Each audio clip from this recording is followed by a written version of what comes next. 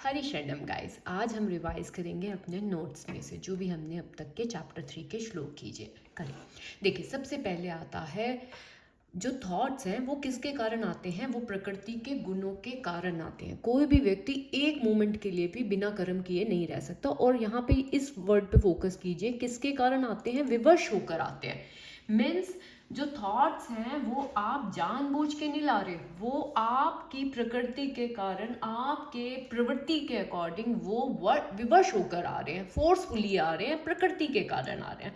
तो अगर आपको बार बार नेगेटिव थॉट्स, डरावने थॉट्स आते हैं, तो भगवत गीता का इस श्लोक को अपने माइंड में आप लीजिए कि प्रकृति के कारण आती हैं और विवश होकर आ रहे हैं। ठीक है, भगवान को भी पता है कि ये थॉट ये खुद से नहीं लेके आना चाहता, ये विवश होकर आ रहे हैं। तो आपने समझ लिया, ये प्रकृति के कारण आ रहे हैं, कंडीशनिंग के कारण आ रहे हैं। ठीक है, कोई भी इंट्रूसिव थॉट आएगा आप क्या समझोगे कि यह मन की प्रकृति है। सेकंड श्लोक हमें बताता है जो व्यक्ति अपने कर्मेंद्रियों को तो कंट्रोल कर लेता है। अब मान लो आपको 10 बारी हाथ धोने की या 10 बारी की एक चीज को रिपीट करना है, लाइट ऑन ऑफ करना है 10 टाइम्स। अब आपने बाहर से तो कंट्रोल कर लिया, कर्मेंद्रियों को तो कंट्रोल कर लिया, लेकिन उसका माइंड इंद्रिय विषयों के थॉट्स में ही लगा रहता है। वह निश्चित रूप से स्वयं को धोखा देता है, मिथ्याचारी कहलाता है। क्या मतलब है इसका?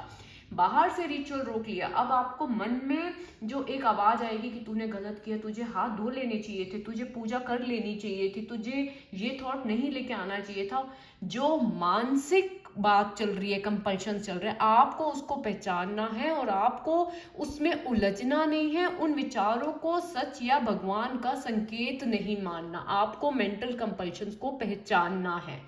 ओके, कोई भी थॉट आया तो सबसे पहले आप क्या समझोगे कि ये किसकी है, ये मन की प्रकृति है, विवश होकर थॉट्स आ रहे हैं। सेकंड में क्या है, आपको उसको भगवान का मैसेज, भगवान का संकेत नहीं समझना। क्या है वो? मेंटल कंपल्शंस को आपको पहचानना है।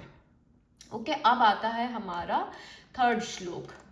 थर्ड श्लोक कहता है कि प्रत्येक व्यक्ति को अपने माइंड के द्वारा कर्मेंद्रियों को नियंत्रित करने का प्रयास करना चाहिए, बाहरी कंपल्शंस को मीन्स रोकने का प्रयास करना चाहिए, बिना अटैचमेंट के अपनी ड्यूटीज करनी चाहिए। वही वास्तव में श्रेष्ठ है। भगवान कह रहे हैं वो श्रेष्ठ है जो अपनी ड्यूटीज करता है। अब हाथ धोने की जरूरत नहीं है तो उसको नहीं करना, क्या करना है, केवल अपनी ड्यूटी करनी है। ठीक है, जैसे थॉट आया, सबसे पहले हम क्या समझेंगे, मन की प्रकृति है। फिर हमें मानसिक कंपल्शंस को पहचानना है, हमें जो अंदर की बातें चल रही है उसको भगवान का मैसेज या संकेत नहीं समझना। थर्ड में भगवान ने हमें श्रेष्ठ बताया। कौन श्रेष्ठ है? जो आसक्ति के बिना, किससे आसक्ति, थॉट से, डर से, उनके बिना क्या करता है, अपनी ड्यूटीज करता है। फोर्थ श्लोक आता है, भगवान जी हमें ऑर्डर दे रहे हैं नियत कर्म करो। क्यों? क्योंकि कर्म ना करने की अपेक्षा कर्म करना श्रेष्ठ है। कर्म ना करने से तो शरीर का निर्वाह भी नहीं हो सकता।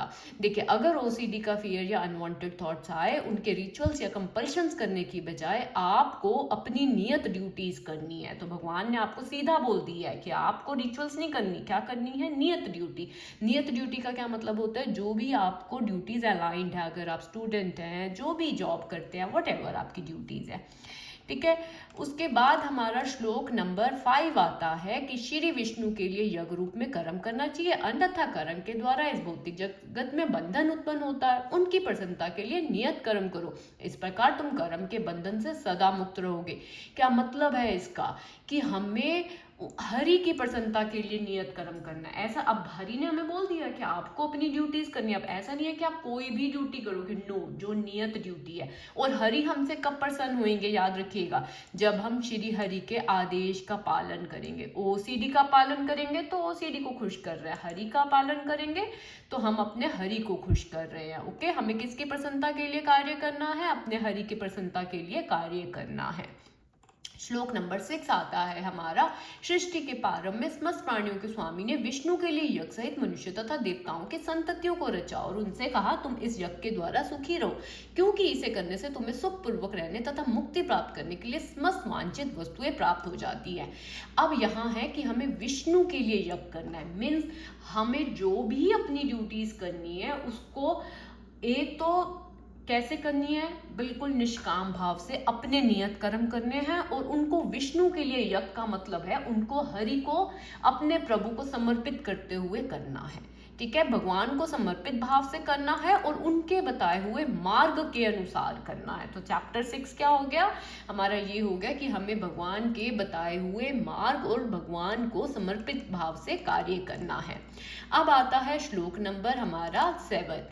श्लोक नंबर 7 है, यज्ञों के द्वारा प्रसन्न होकर देवता भी तुम्हें प्रसन्न करेंगे। इस तरह मनुष्य तथा देवताओं के मध्य सहयोग से सभी को संपत्ता प्राप्त होगी। क्या मतलब है इसका गाइस, जब आप 1 to 6 तक जैसे हरि बोल रहे हैं अगर आप वैसे करोगे तो भगवान कह रहे हैं आपसे सभी प्रसन्न होंगे, आप सभी को संपत्ता प्राप्त होगी। देखिए ओसीडी जो है ना गाइस, वो केवल हमारा टाइम वेस्ट नहीं करती है, हमारे परिवार वालों का भी, है ना, क्योंकि हम केवल अकेले नहीं है, हमसे बहुत लोग अटैच है, राइट, हमारे फ्रेंड्स, हमारी फैमिली, हमारे भगवान जी, हमारे गुरु जी।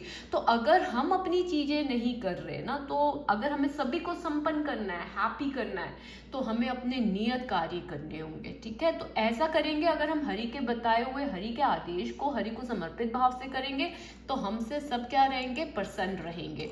श्लोक 8 अब हमें कहता है कि जीवन की विभिन्न आवश्यकताओं की पूर्ति करने वाले विभिन्न देवता यज्ञ संपन्न होकर प्रसन्न होकर तुम्हारी आवश्यकताओं की पूर्ति करेंगे, किंतु जो इन उपहारों को देवताओं को अर्पित किए बिना भोगता है वह निश्चित रूप से चोर है। देखिए भगवान ने हमें क्या क्या उपहार दिए आपको, समय, जीवन, अवसर, फैमिलीज, अपॉर्चुनिटीज, राइट, ये बहुत सारे लाइफ में आपको गिफ्ट मिले हैं।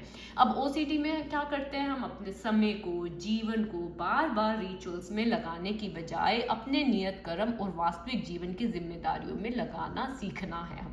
हमें रिचुअल्स में नहीं लगाना, ठीक है, क्योंकि अगर हम रिचुअल्स में लगा रहे हैं तो हमारे जो हरि का सबसे प्यारा गिफ्ट समय दिया हुआ है, क्योंकि हम समय ही अपनी फैमिली को दे सकते हैं, समय ही हम हर चीज में दे सकते हैं, हम उसी को वेस्ट कर रहे हैं। तो हमें क्या करना है, हमें भगवान के दिए गए उपहारों को बहुत ही अच्छे से पूर्ण करना है। ओके, तो अब ये हमारा श्लोक 8 ही हमने अब तक करे हैं। अब कोई भी इंट्रूसिव थॉट आएगा तो आप इस तरह से श्लोक 1 से लेकर 8 तक आप कैसे अप्लाई करोगे वो देखिए। कोई भी थॉट ले लीजिए, आप एग्जाम्पल ले लीजिए, ठीक है।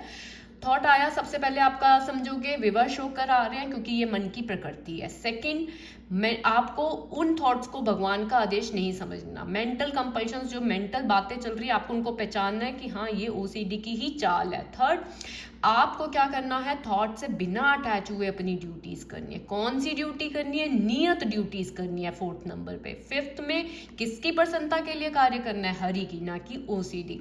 6th में किसको समर्पित करना है, भगवान को। जब हम 1 से 6 तक फॉलो करेंगे तो 7 नंबर पे हमें क्या मिलेगा, भगवान की कृपा और आशीर्वाद मिलेगा। 8 नंबर पे हमें क्या करना है कि भगवान ने जितने भी हमें गिफ्ट दिए हैं, टाइम, फैमिली, उनका सही उपयोग करना है। ओसीडी रिचुअल्स में नहीं, नियत कर्म में करना है।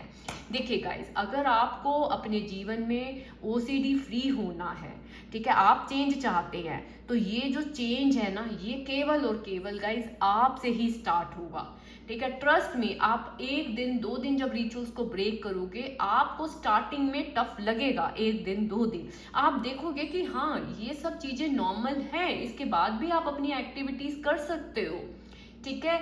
देखिए ये 2 दिन का नहीं है कि मैं कहूँ कि 2 दिन में आप अपने आप को चेंज कर लोगे। कंसिस्टेंट एफर्ट्स करके ही आप अपने आप को चेंज कर पाओगे, आप अपनी एक बेटर लाइफ कर पाओगे, आप अपने आप को ओसीडी फ्री कर पाओगे। कब कर पाओगे, जब आप समझोगे कि आपको चेंज खुद के लिए करना है। You want to change yourself, तो आपको ही आगे आना पड़ेगा। अपने लाइफ में अपने आप को टारगेट दीजिए कि हाँ 1 दिन 2 दिन 3 दिन मुझे जितनी एंजाइटी होगी आई विल बियर दैट। वो एंजाइटी भगवान के भगवत गीता के श्लोकों के बाद जब आप करोगे, तो जब आपको समझ ही है कि भैया ये थॉट आ ही प्रकृति के कारण रहे हैं, है ना, फोर्सफुली थॉट्स आ रहे हैं, विवश होकर थॉट्स आ रहे हैं, भगवान खुद कह रहे हैं ये विवश होकर आ रहे हैं, तो केवल एक्सेप्ट कीजिए। ओके गाइज, तो इस तरह से आप हर श्लोक को प्रैक्टिकल अपनाइए। मैं ऐसे ही सेम चैप्टर 1 और 2 के भी आप लोगों के लिए बनाकर लेके आऊंगी। ओके गाइज, मिलते हैं नेक्स्ट वीडियो में। भगवत गीता के माध्यम से ओसीडी को ठीक करने के लिए गीता माइंड लाइट को जरूर सब्सक्राइब कीजिए। हरि शरणम।